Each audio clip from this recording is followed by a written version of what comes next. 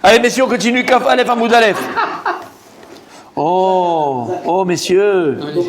C'est qui Ben Azaï? On est tout en haut. Le fils de Azaï. C'est qui Ben Azaï? Ah non, ne faites pas ça, j'en supplie, ne faites pas ça. Ah là, je déprime. Le père de Ben Azaï. Le père de Rabbi Yosef. Béhémet, on en a parlé il y a 3 semaines. Il y a 3 semaines, je vous ai parlé, je vais encore raconter l'histoire. On n'est plus à 400 fois, nous, là, on est à 2500 fois. Les 3 semaines, C'est où Ben Azaï? Kaf Aleph Hamoud Bet, derrière, tout en haut. Il n'a pas fait toute la rana. Ben Azaï, messieurs. On n'a pas parlé de Parashat Drachim et tout. Il a fait à l'oral. Ben Azaï. Nous? Très très bien. Ben Azaï. Arba Nichnesou la Pardes. Oui. Chagiga, on l'a fait ensemble. Il y a 4 qui sont tenus. C'est quoi le Pardes? C'est mort. C'est quoi? Pshat, Remez, Drach, Sod. Pour les Sodom. Celui qui est mort. Ben Azaï Abi Akiva, Ben Azaï, Acher, Elishaben Abouya, et Ben Zoma. C'est le chant de Rabbi Akiva. Rabbi Akiva, il est rentré en Beshalom et Yatsa Beshalom. Acher, Elishaben Abouya, il est sorti hérétique. Ben Azaï, il est mort. Et Ben Zoma, il est devenu fou. C'est qui Ben Azaï? Ben Azaï, il m'a marqué dans la Gemara de savoir est-ce qu'il était marié ou il n'était pas marié. Mais bien sûr. Parce qu'il a dit Nafshi Chashka Batora. Mon âme est l'amoureuse de la Torah, je peux me marier. Il y en a qui disent qu'il n'a jamais été marié. Il y en a qui disent qu'il a été marié, mais il a divorcé. Lama, comme Dashum Moshe Rabbeinu. On a dit que c'est interdit à n'importe quel autre homme de faire une chose pareille. Ben Azaï, c'était très spécial, comme Moshe Rabbeinu. Alors nous, on doit se marier. Ben Azaï. Et pourquoi il s'appelait Ben Azaï? On ne l'appelle pas par son prénom. Il avait un prénom, on l'appelle Ben Azaï, le fils de Azaï. Parce qu'il n'a pas eu la smicha de Rav. Il est mort trop jeune. Mais c'est un Tamid Chachammatsu. Comme il est mort jeune, il n'a pas eu la smicha. Donc on ne l'appelle pas par son nom. C'est bon jusque-là? Il est parti sans couverture. Omer Ben Azaï. Omer Ben Azaï Chayad Ale Lamed et Bito Torah. Donc on a vu dans la Mishnah. Kaf Aleph Hamoud Bet. Non, Kaf Aleph Hamoud Bet. Kaf Aleph Hamoud Bet. Oui, pardon. Donc Ben Azaï dit dans la Mishnah, rappelez-vous, qu'un homme il doit apprendre à sa fille la Torah. Pourquoi? Il avait dit Ben Azaï, là, il mode aide Choulou, et après c'est Choulou, c'est quoi? C'est etc. Ce qu'on avait dit dans la Mishnah. Parce que non, lui il dit au contraire, un homme, pas comme Rabbi Shimon Levi, lui il dit qu'un homme il doit apprendre à sa fille la Torah. Pourquoi? Pour que les femmes sachent que parfois Asrut là, et que si maintenant jamais il y a une sota qui est au Beth Amikdash en train d'avoir tout le processus et finalement rien ne se passe et que sa voisine, elle ou ses copines, elles savent qu'elle avait fait parce qu'elle a raconté à tout le monde qu'elle est partie se taper le coach sportif, d'accord? Parce qu'il a dit à son mari, tu vois, il faut que je merde un petit peu. Bref, et à la fin, elle s'est tapée le coach sportif, je vais lui faire des pompes. Bon, d'accord, c'est celle qui a pompé, t'as compris? D'accord? Bravo. C'est enregistré. Moi je suis comme un. Messieurs, d'accord? Calmez-vous, s'il vous plaît. Non, là, j'ai plus besoin de rajouter. D'accord? Mais là, messieurs, d'accord? Alors, elles vont dire, ah, regarde, les autres, ils n'ont pas marché. Ça veut dire que c'est de la blague, ça marche pas. Alors, il disait Ben Azaï, pour que Khalisham, il était Chashak Batora. Lui, la Torah, c'est sa vie, Ben Azaï. Il n'y a pas plus grand que la Torah. Donc, vous ne voyez pas que Khalisham parle mal de la Torah. Il ne faut pas que les femmes, elles parlent mal de la Torah et dire que la Torah, elle dit n'importe quoi par rapport à la Sota, parce que ça n'a pas marché, en fait, finalement. Mais eux, ils ne servent pas les femmes. Que ce Rout est là, il faut qu'on va prendre à sa fille la Torah pour qu'elle apprenne aussi cette halakha, entre guillemets, cette Gemara, que quoi? Que parfois, dans la Sota, ce Rout est là. Ça, que la Mishnah n'a rien dit encore, ok? Rabbi Eliezer Omer Kol Melamed Bito Torah Melamed Tiflut, c'est par Rabbi Yoshua ben Rabbi Eliezer. Rabbi Eliezer dans la Mishnah il a dit que tout celui qui apprend à sa fille la Torah, alors il va aller apprendre à être Overet Avera, il va l'apprendre à faire des Averot. Et on avait expliqué pourquoi, d'accord? Alors la Gemara elle vient, d'accord? Parce qu'elle a une bina yetera la femme. La femme elle a une intelligence très très très particulière. Elle va, comme la Gemara donc tout va dire, que finalement elle va pouvoir tromper son mari, aller faire Eshetish avec un homme et rester permise parce qu'elle va savoir le faire comme bizarrement et que ça la rend pas tméa. Ok. Je comprends ça. C'est quoi? Comment? Vous allez le dire plus tard? On l'a fait d'un bras. Vaut mieux pas le savoir. Parce qu'après toi si tu vas faire le malin, tu vas dire attends chérie, et truc, et tu dis quoi ça? Tu veux un compas, tu veux une règle, tu veux quoi? Non chérie, reste droit chérie. Allez on y va. Ça pique le compas. On y va. Là, comme elle vient dit, Tiflout, messieurs. Allez. Là, comme elle vient dit Tiflout, Salkada, Tach. Quand maintenant il a dit Tiflout, est-ce que Béhémet, quand tu vas apprendre à quelqu'un la Torah, donc en l'occurrence ta fille la Torah, tu vas apprendre à être Vera Vera, ce qu'il dit Rabbi Eliezer, c'est chaud. Parce que tu apprends à ta fille la Torah, alors, donc en fait tout celui qui apprend la Torah, il apprend à être Vera Vera. Comment tu peux déjà expliquer Rabbi Eliezer? Rabbi Eliezer, il dit tout celui qui apprend à sa fille la Torah, il apprend la Tiflout. Et Tiflout, c'est être Vera Vera, à faire des Averot. En fait, c'est un guédère, c'est ça. C'est bizarre. Non, c'est pas un guédère. C'est quoi? C'est un.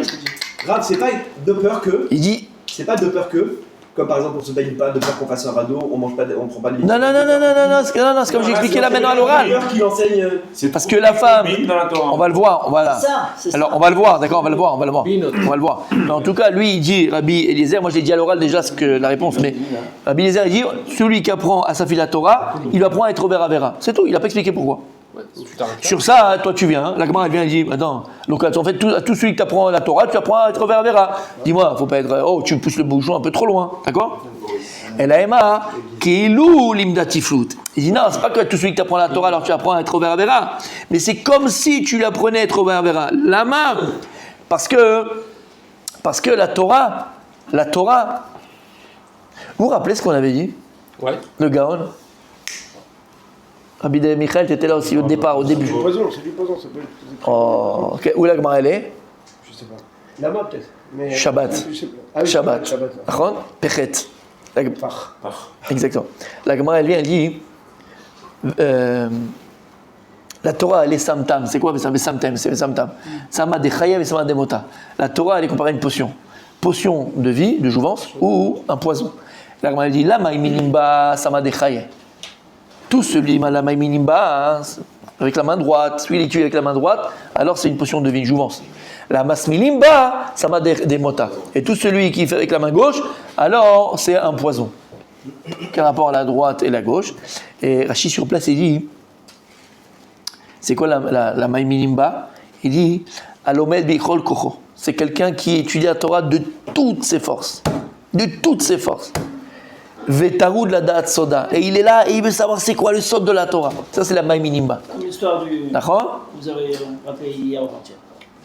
Oui, la masmilimba, c'est chez l'olishma. Par exemple, pour le kavod, pour qu'on parle de lui, pour les kanter, tout ça.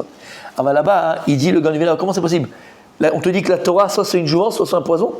C'est comme si je te dis, regarde, il y a un verre d'eau. Un, tu dis, je bois, tu vas voir, tu vas la longue vie. L'autre, le même verre, je lui dis, bois, il va mourir tout de suite. Non, s'il y a deux verres différents, je comprends, mais le même verre. Et là-bas, il donne un klal. On avait dit ce klal-là 1000 fois le Gaon de Vilna. La Torah est comparée à l'eau. L'eau, c'est quoi? Si maintenant tu as un champ et tu mets dans ton champ et tu plantes du cactus, tu vas mettre de l'eau, qu'est-ce qui va pousser? Du cactus. Le type il est là, l'abruti il est là, il dit mais comment c'est possible? Il va taper l'eau, il va taper la rivière, il va taper le puits, il va taper. Il dit mais c'est quoi cette eau qui peut pousser du cactus? Non, Habibi, l'eau elle a juste koach atzmicha. Elle est là pour faire grandir ce que tu as planté. Si tu as planté maintenant des roses, il va sortir des roses. Il dit que la Torah c'est pareil. La Torah c'est koach atzmicha. La Torah elle fait grandir et pousser ce qu'il y a en toi. D'où le Rav Chakin avec l'histoire de la casserole, exactement. D'accord? Tu peux mettre d'huile et 1000 fois de l'alcool qui est sale, l'huile il sera sale. Donc d'abord il faut laver la casserole et après tu auras du lait propre. Pareil, il faut du moussard, tikkun hamidot, travailler ses midot. Donc si les midot elles sont bonnes, la Torah tu vas étudier, elle va sortir ces bonnes midot là.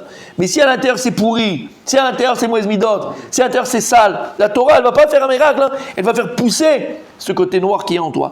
Et en fait c'est ce qu'il dit ici, d'accord? Dans le sens où ici c'est pas que tout celui qui va enseigner la Torah, qui va apprendre la Torah à son fils ou à sa fille, en l'occurrence la fille ici, alors tu apprends à faire des avérotes. Non, mais la Torah c'est korat smicha. C'est-à-dire que soit tu utilises la Torah dans le bon, dans le tov, dans la construction, dans se rapprocher d'Hachem et toutes ces choses-là qui sont positives, soit chas v'shalom, ce corps avec cette force de la Torah, une personne, et cette fille en général, la femme, elle a une bina yetera, une compréhension profonde des choses qui est beaucoup plus poussée que celui des hommes, et aiguisée. Et elle va pouvoir être un peu armomiyut de la Torah. Armomiyut, c'est quoi armomiyut? Rusé. Voilà. Pourquoi il vient de dire ça maintenant? Quel rapport avec la Comment? Quel rapport avec le reste? Quoi qu'il y a avec le reste? Ça c'est la Mishnah qui rapporte ça. Mais pourquoi il dit ça? Parce qu'on parle de la sota, on parle de la femme, on parle de la femme avec la Torah, avec la Torah, on parle de toutes ces choses-là. Donc lui c'est pour ça qu'il te dit qu'elle n'a pas de srout Torah, parce que selon lui on n'apprend pas sa fille la Torah. Donc quel srout elle aura? Donc d'accord? Pourquoi? Parce que tout celui qui apprend la Torah à sa fille, il apprend tiflout. Ok. Amarabi Abaou, Maïtama de Rabbi Eliezer. Quelle est la raison de Rabbi Eliezer, Behemet? Où il a vu ça, Rabbi Eliezer? Rabbi Eliezer, il faut qu'il s'appuie sur un passouk, ça peut être une logique. Pourquoi Behemet, selon lui, tout celui qui apprend la Torah à sa fille, il apprend tiflout, il apprend quoi? Pas directement, mais indirectement, peut-être à pouvoir être Over Avera. Pourquoi c'est Rabbi Eliezer? C'est Rabbi Eliezer qui a dit en Mishnah, là-haut? Non, c'est Ben Azaï là. Non. Rabbi Eliezer, il a dit au contraire, il faut apprendre à sa fille la Torah. Il est venu contredire Ben Ah oui, Rabbi Eliezer en même. Voilà. Amar Rabbi Abaou Maïtam Rabbi Eliezer, qui a la raison de Rabbi Eliezer, dit-il, il y a écrit dans Mishlei. Ani Chochma, Shachanti Orma. Il dit Shlomo HaMelech, Ani Chochma, je suis l'intelligence et je repose rusé. C'est quoi la Chochma? C'est la Torah. Comment tu vas être Doresh? Kevan Shinechnesa Chochma Ba'adam. À partir du moment où l'homme, Dieu lui a donné l'intelligence, Ichnesa Imo Armomiut. Automatiquement aussi, il a la ruse. C'est pour ça qu'on a vu. Oh là là, oh là là, oh là là. Chez Cousin, Parashat Shtavo encore. Ouais. Ah, il y a Parachute, on en plein dedans avec Yaakov Avinu. Lorsque Yaakov il a écrit là-bas, il va faire, d'accord? Avec Esav, qu'est-ce qu'il a écrit? Dorma. Non. Hein? Ou Parad. Mais, Rivka, quand il lui a dit Ouais. de l'histoire, et après il lui a dit comment je fais ça, mon père. Bemirma. Bemirma, oui, Bemirma. Rachid sur place, qu'est-ce qu'il Il dit? dit ton frère, il est venu. Bemirma. Il y a Yitzhak qui dit à Esav, Ba'achicha Bemirma, il est venu ton frère Bemirma. Mirma, c'est avec ruse. Beorma. Rachid, il dit quoi? Beorma. Bechochma. Bechorma. Bechorma. Pourquoi? C'est la même racine. Ici, il a utilisé la chorma, hein, comme il est écrit. Im chassit yitrasa, dim ikesh ikesh. Il dit David Amelech. La Torah, elle t'apprend pas à être un paillasson. D'accord? Parce que tu es dans la Torah, alors tu es une couleur chrétienne. Ils te disent si on te met une gifle à la joue droite, donne la joue gauche. Ça te dit non, au milieu de la joue droite, tu mets un kick. D'accord? Tranquillement, et tu le calmes avec ton copain. Donc ça veut dire quoi? Ça veut dire qu'il faut que tu te défendes. Comment Bechorma? Donc ici, c'est vrai que Rachid dit attention, quand il écrit Bemirma, pas Bemirma, la ruse de Esav et la ruse de Laban. Bechorma, c'est qu'il a utilisé la ruse de Esav, dans le sens où, parce qu'Esav a voulu, entre guillemets, faire aussi le rusé avec Yaakov et ainsi de suite. Qui doit exactement utiliser la force de ton ennemi, du Satan de Sarah, pour les Tout dépend du. avec Laban, exactement, exactement. Il se présente contre les guerriers. Il a Exactement. les trois, là. Exactement. Donc ça veut dire que la différence Exactement. entre la Chorma Les cadeaux. et la Armée Miout. armée Miot, c'est en fait la Matara. Non. Non, c'est-à-dire que dans la Chorma, il y a aussi de l'arme au milieu. Voilà. Parfois, mais c'est pas là, c'est parce que là, ce que tu dis, ça peut aller très loin. Est-ce que la fin justifie les moyens? Non, là, on parle pas de ça. Là, on parle que des fois, ça paraît de la roumioute, ça paraît de la ruse, mais comme en face de moi, j'ai un renard, j'ai un requin, j'ai un rusé, alors moi, je vais utiliser sa façon de faire. Ben, c'est sa langue, c'est sa langue. Il parle que comme ça. On va faire un chocrade avec un juge goy dans un pays antisémite. Exactement. On a le droit, ça? Ouais. On pense à Jacob avec Esav, il a donné des cadeaux, il a donné des cadeaux, il a donné des cadeaux. Parce C'est ça, que, le chocrade. tu parles avec un désavantage. Ils ne connaissent que ça. Un handicap énorme. Exactement. Exactement. Ouais. Tu parles avec un handicap énorme, tu vas te faire déchirer. Ah oui. Donc, tu récoltes. Avec un juge. Donc- avec un juge. Donc il dit, Shlomo HaMelech, Ani Chochma Shachati Orma, lorsque Akadosh Baruch Hu, il a octroyé à l'humain, d'accord, la Chochma, automatiquement avec, il y avait aussi la ruse. À nous de savoir comment l'utiliser. Soit la Chochma, Mamash, soit Chadei Shalom, la ruse pour faire des Averot, soit la Chochma, tu vas faire du. Exactement. La Gemara, elle vient, elle dit, bien, on termine juste là, on termine là, Rabbanan. Fais honneur au Rabbanan, s'il te plaît. Rabbanan. On termine aujourd'hui. Verabanan. C'est qui Rabbanan? C'est Ben Azaï. Ici, quand on dit Rabbanan, c'est Ben Azaï. Ben Azaï, lui, qu'est-ce qu'il a dit?